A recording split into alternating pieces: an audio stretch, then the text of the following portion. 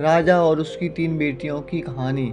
बहुत समय पहले एक राजा था जो खुद के बारे में सोचता था कि वह बहुत ही नेक दिल, सोच, दयालु स्वभाव और दरियादिली है। उसे लगता था कि वह परिस्थितियों को सही समझने, हर बात पर न्याय करने और हर विषय में उचित विचार रखने वाला है। राजा की 3 बेटियां थीं।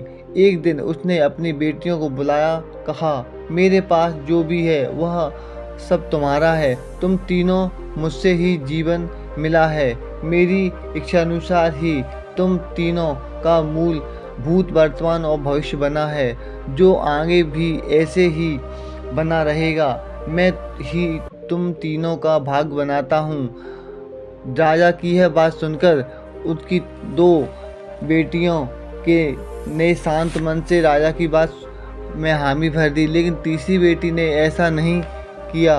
उसने कहा, नहीं, मुझे तो नहीं लगता कि आपके हाथों में मेरा भाग है। राजा यह सुनते ही गुस्से में आ गया। उसने अपनी तीसरी बेटी की कई बातों को एक चुनौती के रूप में स्वीकार किया। उसने खुद को अपनी तीसरी बेटी के सामने सही साबित करने की ठान ली और उसे जेल में बंदी बना दिया। इस वजह से राजा की तीसरी बेटी कई सालों तक जेल में बंद रही। राजा और उसकी बाकी बेटियां राजसी जीवन जीते रहे।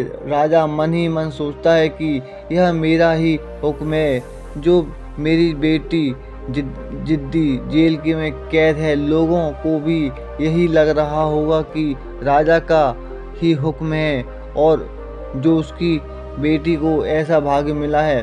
उसकी प्रजा के लिए लोग भी यह सोचते थे।